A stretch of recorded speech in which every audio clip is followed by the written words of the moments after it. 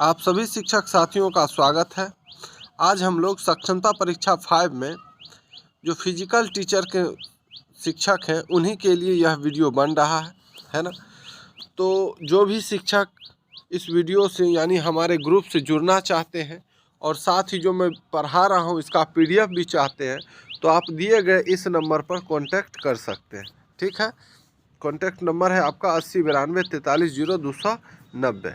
अगर आप सक्षमता परीक्षा 5 को लेकर काफ़ी सीरियस हैं, चाहते हैं कि आपका एग्ज़ाम निकले अच्छे मार्क्स से, तो आप इस नंबर पर संपर्क कर सकते हैं। चलिए हम लोग आज का सेशन स्टार्ट करते हैं।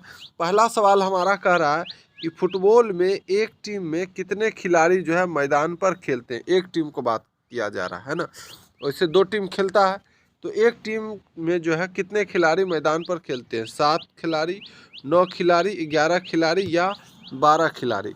तो इसका सही जवाब हो जाएगा आपका ऑप्शन नंबर सी, 11 खिलाड़ी। फुटबॉल में एक टीम में 11 खिलाड़ी जो है मैदान पर खेलते हैं, जिसमें से एक आपका गोलकीपर होता है और 10 खिलाड़ी जो है सो दौड़ता है ना। फुटबॉल में हर टीम में 11 खिलाड़ी मैदान पर रहते हैं। 2 टीम होता है, दोनों टीम के पास 11-11 खिलाड़ी होते हैं। इसमें जो है एक गोलकीपर और 10 जो है फील्ड खिलाड़ी होते हैं, यानी फील्ड में खेलने वाला खिलाड़ी होता है। ठीक है, यदि किसी टीम के खिलाड़ी 7 से कम हो जाएं तो मैच जो है रोक दिया जाता है। ये बहुत इंपॉर्टेंट चीज़ था आपके लिए, इसको आप ध्यान में रखेंगे। चलिए नेक्स्ट क्वेश्चन हम लोग देख लेते हैं। दूसरा सवाल, खो खो के खेल में एक टीम में कितने खिलाड़ी होते हैं। 9 खिलाड़ी, 11 खिलाड़ी, 12 खिलाड़ी या 7 खिलाड़ी। तो खो खो का जो खेल होता है उसमें पूछा है एक टीम में कितना खिलाड़ी होता है, तो उसका सही जवाब हो जाएगा आपका ऑप्शन नंबर सी, 12 खिलाड़ी। खो खो के खेल में एक टीम में कितने खिलाड़ी होते हैं, तो 12 खिलाड़ी होते हैं ना, ऑप्शन नंबर सी। चलिए इसके बारे में भी थोड़ा देख लीजिए। खो खो की एक टीम में कुल 12 खिलाड़ी होते हैं। एक समय में 9 खिलाड़ी मैदान पर खेलते हैं। 3 खिलाड़ी जो है अतिरिक्त होते हैं, यानी रिजर्व होते हैं। ठीक है, ध्यान में रखिएगा। खो खो की एक टीम में कुल कितने खिलाड़ी होते हैं, तो 12 खिलाड़ी होते हैं, जिसमें 9 खिलाड़ी मैदान पर खेलते हैं और 3 खिलाड़ी जो है रिजर्व होता है। किसी को चोट उट लग गया या कोई थक गया तो आता है। ठीक है, चलिए तीसरा सवाल, वॉलीबॉल नेट की चौड़ाई कितनी होती है।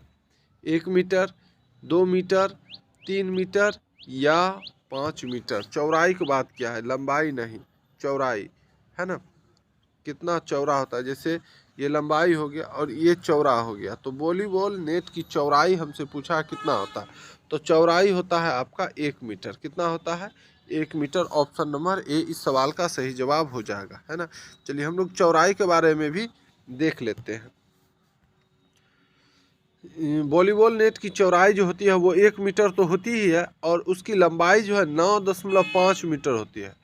वॉलीबॉल की नेट की जो लंबाई होती है कितना होती है, 9.5 मीटर होती है। पुरुष के लिए नेट की ऊंचाई, यानी नेट की जो ऊंचाई होती है वो 2.43 मीटर, और महिलाओं के लिए जो है वॉलीबॉल नेट की ऊंचाई कितनी होती है, तो 2.24 मीटर होती है। ठीक है, तो आप इसे ध्यान रखेंगे। चलिए अगला क्वेश्चन हम लोग देख लेते हैं। क्वेश्चन नंबर 4, पेनल्टी किक जो है किस खेल से संबंधित है। क्रिकेट से, फुटबॉल से, बैडमिंटन से या टेनिस से। तो इसका सही जवाब आपका हो जाएगा ऑप्शन नंबर बी, फुटबॉल से। पेनल्टी किक जो है किस खेल से संबंधित है, तो फुटबॉल से संबंधित है ना। चलिए इसके बारे में भी देख लीजिए। पेनल्टी किक जो है फुटबॉल में दी जाती है जब डिफेंडिंग टीम पेनल्टी एरिया में फाउल करती है, तब पेनल्टी मिलती है ना। पेनल्टी किक जो है 12 गज यानी 11 मीटर की दूरी से ली जाती है। ध्यान में रखिएगा, एकदम आपके लिए जो है ना क्या कहता है रिसर्च करके जो है बनाया गया है। जितने भी फिजिकल टीचर वाले साथी हैं एकदम खुश हो जाइए, क्योंकि आपको इस वीडियो में पूरा एग्ज़ाम ओरिएंटेड प्रश्न ही मिलने वाला है। ठीक है, चलिए अगला क्वेश्चन हम लोग देख लेते हैं। क्वेश्चन नंबर 5, क्रिकेट बैट की अधिकतम लंबाई कितनी होती है। 32 इंच, 38 इंच, 42 इंच या 40 इंच। तो इसका सही जवाब हो जाएगा आपका option number B, 38 inch. Cricket bat की अधिकतम लंबाई कितनी होती है, 38 इंच होती है ना। चलिए इसके बारे में भी थोड़ा देख लीजिए। क्रिकेट नियमों के अनुसार बैट की अधिकतम लंबाई जो होती है वो 38 इंच होती है। कितना होता है? 38 इंच। बैट की अधिकतम चौड़ाई 4.25 इंच तय है। ये नियम आईसीसी द्वारा जो है निर्धारित है ना, ध्यान में रखिएगा। चलिए अगला क्वेश्चन हम लोग देख लेते हैं। छठा सवाल, कार्बोहाइड्रेट का मुख्य कार्य क्या है? मांसपेशी निर्माण, ऊर्जा प्रदान करना, हड्डियां मजबूत करना या रोगों से लड़ना? तो इसका सही जवाब आपका हो जाएगा ऑप्शन नंबर बी, ऊर्जा प्रदान करना। कार्बोहाइड्रेट का मुख्य कार्य क्या है? ऊर्जा प्रदान करना, है ना। चलिए देख लेते हैं। कार्बोहाइड्रेट जो है शरीर का मुख्य ऊर्जा का स्रोत होता है, ठीक है। कोई भी हम काम करते हैं या खेलते कूदते हैं या व्यायाम करते हैं तो उसके लिए हमको ऊर्जा चाहिए, है ना। और ऊर्जा किससे मिलता है? तो कार्बोहाइड्रेट से मिलता है, ठीक है। चावल हो गया, रोटी हो गया, आलू हो गया, चीनी हो गया, ये सब कार्बोहाइड्रेट के प्रमुख स्रोत है ना। इस सब से कार्बोहाइड्रेट प्राप्त होता है, ठीक। चलिए अगला क्वेश्चन हम लोग देख लेते हैं। क्वेश्चन नंबर 7, प्राथमिक चिकित्सा में RICE तकनीक में R का अर्थ क्या है? रन, रेस्ट, रिएक्ट या रिलीफ? प्राथमिक चिकित्सा में RICE तकनीक में R का क्या अर्थ है? तो इसका सही जवाब आपका हो जाएगा ऑप्शन नंबर बी, रेस्ट। क्या होगा? रेस्ट हो जाएगा, है ना। चलिए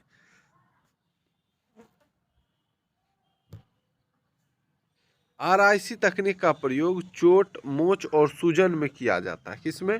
चोट में, मोच में और सूजन में, है ना। RICE का पूरा अर्थ, R से आपका रेस्ट हो गया जिसमें आराम, रेस्ट का मतलब आराम, I से आपका आइस यानी बर्फ लगाना, C से आपका कंप्रेशन यानी दबाव और E से आपका इलिवेशन यानी ऊंचा रखना, है ना। इसका फुल फॉर्म हो जाएगा RICE का, ठीक है। इसमें सबसे पहला और जरूरी कदम क्या होता है? R से रेस्ट, आराम, ठीक है। चलिए 8वां सवाल हम लोग देख लेते हैं। विटामिन C की कमी से कौन सा रोग होता है? रतौंधी, रिकेट्स, स्कर्वी या बेरी बेरी? तो विटामिन C की कमी से होने वाला जो रोग है वो है आपका स्कर्वी। कौन है? स्कर्वी। विटामिन A की कमी से रतौंधी, है ना, बी की कमी से बेरी बेरी, सी की कमी से स्कर्वी और डी की कमी से रिकेट्स होता है, ठीक है। तो विटामिन सी की कमी से कौन सा रोग होता है?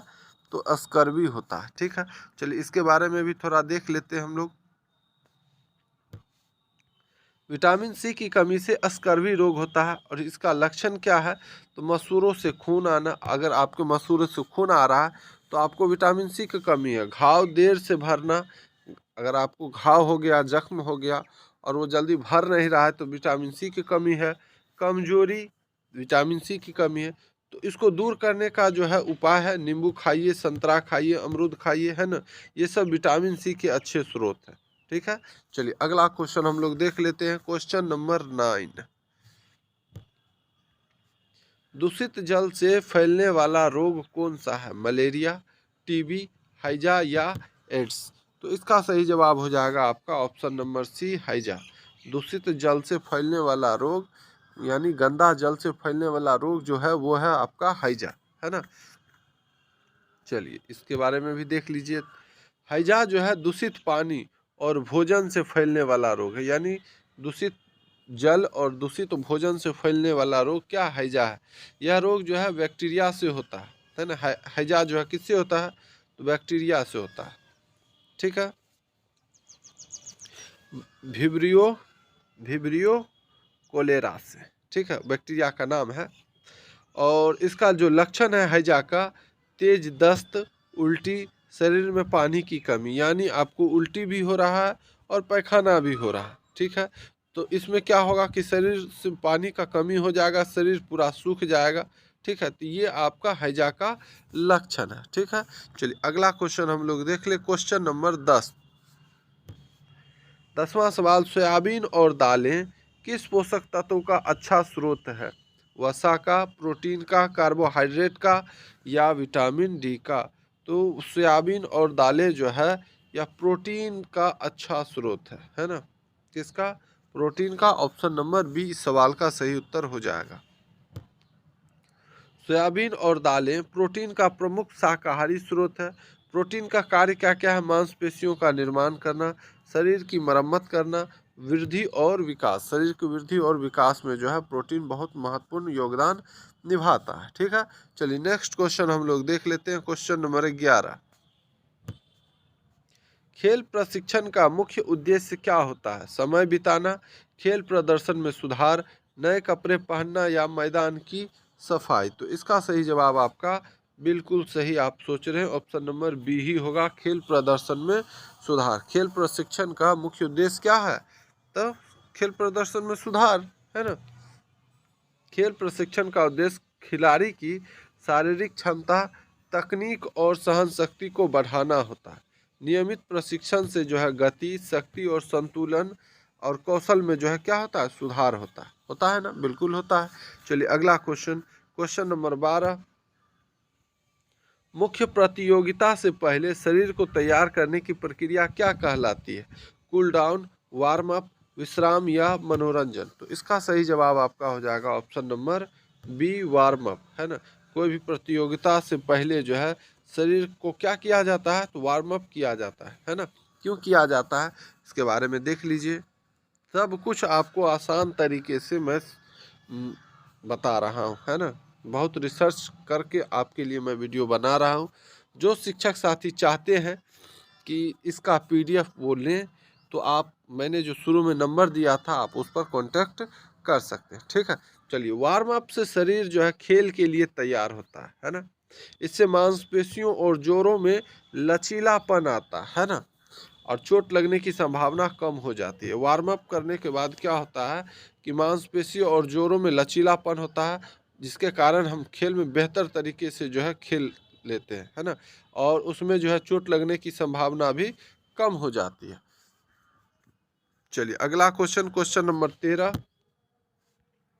वार्म अप करने से मांसपेशियों के तापमान पर क्या प्रभाव पड़ता है?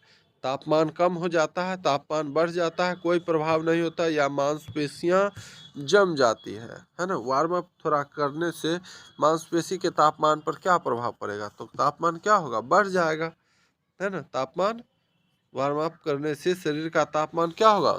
बढ़ेगा 100%। इसमें तो कोई सोचने वाली बात है ही नहीं। वार्म अप करने से मांसपेशियों में रक्त संचार बढ़ता है। इससे मांसपेशियों का तापमान बढ़ता है और वे तेज व सुरक्षित तरीके से काम करती है ना। ठंडी मांसपेशियों में चोट का खतरा अधिक होता है। ठंडा मांसपेशी में अगर चोट लग जाए तो बहुत ज़्यादा दर्द करेगा, लेकिन वही आपका गर्म रहेगा मांसपेशी तो चोट लगेगा तो आपको फर्क नहीं पड़ता, है ना। चलिए नेक्स्ट क्वेश्चन हम लोग देख लेते हैं।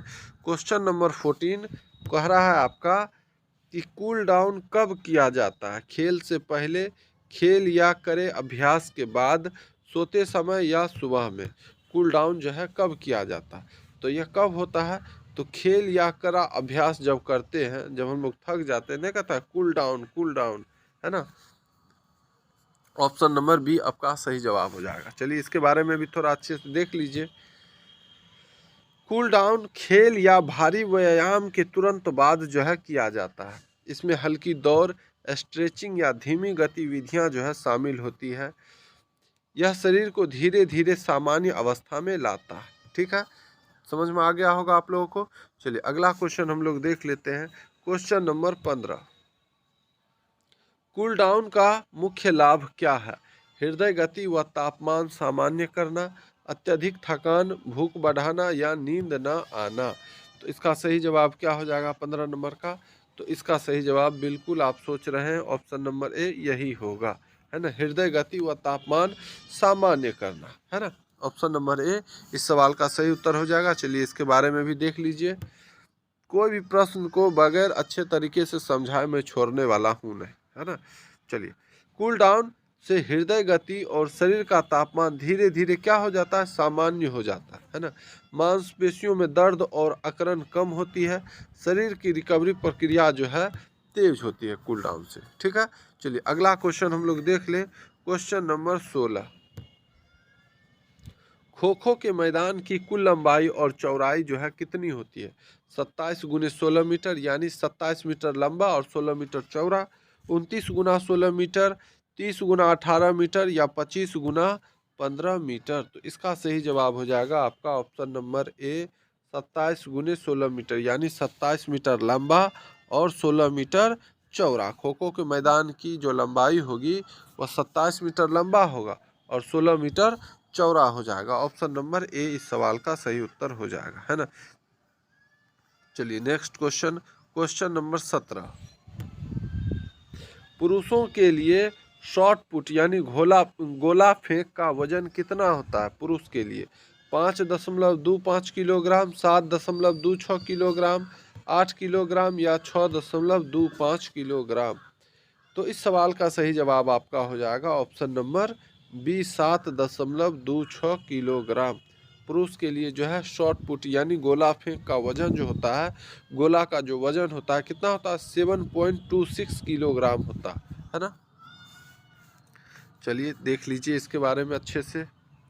पुरुषों की शॉट पुट प्रतियोगिता में गोले का मानक वजन जो होता है वह 7.26 किलोग्राम यानी 16 पाउंड होता है। याद रखिएगा, अगर किलोग्राम ना दे तो पाउंड आप याद रखेंगे, है ना, दोनों चीज़ याद रखिएगा। महिलाओं के लिए शॉट पुट का वजन यानी गोला का जो वजन होगा वो 4 किलोग्राम यानी 8.8 पाउंड होता है ना। कितना होता है? 8.8 पाउंड। ठीक, चलिए अगला क्वेश्चन हम लोग देख लेते हैं। क्वेश्चन नंबर 18 ये रहा आपके सामने। अंतर्राष्ट्रीय वॉलीबॉल में पुरुषों के लिए नेट की ऊंचाई जो है कितनी होती है? 2.43 मीटर, 2.24 मीटर, 2.50 मीटर या 2.30 मीटर। तो इसका सही जवाब आपका हो जाएगा ऑप्शन नंबर ए, 2.43 मीटर। अंतर्राष्ट्रीय वॉलीबॉल में पुरुषों के लिए नेट की ऊंचाई कितनी होती है? तो 2.43 मीटर होती है ना। चलिए देख लीजिए, अंतर्राष्ट्रीय वॉलीबॉल में पुरुषों के लिए नेट की ऊंचाई 2.43 मीटर होती है। अब महिलाओं के लिए यह ऊंचाई 2.24 मीटर निर्धारित है। ये भी आप लोग ध्यान में रखिएगा, पुरुष के साथ साथ महिला का भी याद रखिएगा। चलिए क्वेश्चन नंबर 19 हम लोग देख लेते हैं। एथलेटिक्स में स्टैंडर्ड ट्रैक की दूरी कितनी होती है? 200 मीटर, 400 मीटर, 600 मीटर या 800 मीटर। तो इसका सही जवाब हो जाएगा 400 मीटर। क्या हो जाएगा? 400 मीटर, है ना। एथलेटिक्स में स्टैंडर्ड ट्रैक की दूरी जो होती है वो 400 मीटर होती है ना। चलिए क्वेश्चन नंबर 20 और आज का इस सेशन का अंतिम सवाल। हॉकी खेल की अवधि वर्तमान में कितनी होती है? 90 मिनट की होती है, 70 मिनट की होती है, 60 मिनट की होती है या 45 मिनट की होती है? तो हॉकी खेल की अवधि जो है वर्तमान में 60 मिनट की होती है। कितना मिनट का होता है? 60 मिनट का। ऑप्शन नंबर सी सवाल का सही उत्तर हो जाएगा, है ना। चलिए, वर्तमान में हॉकी मैच की कुल अवधि 60 मिनट की होती है। यह खेल 15-15 मिनट के 4 क्वार्टर में जो है खेला जाता है। कितने क्वार्टर में? 4 क्वार्टर में 15-15 मिनट करके। ठीक है, चलिए आज के लिए इतना ही। अगर आपको वीडियो अच्छा लगा तो वीडियो को लाइक ज़रूर कर दीजिएगा और अभी तक इस परिवार से नहीं जुड़े हैं तो चैनल को सब्सक्राइब कर लीजिएगा। अगर आप चाहते हैं कि मैं जो पढ़ा रहा हूँ यही चीज़ आपको PDF में भी अगर चाहिए तो आप इस नंबर पर 80 92 43 0 290 पर आप कॉल के माध्यम से हमसे संपर्क कर सकते हैं। ठीक है, फिर हम लोग मिलते हैं अगली वीडियो में। धन्यवाद।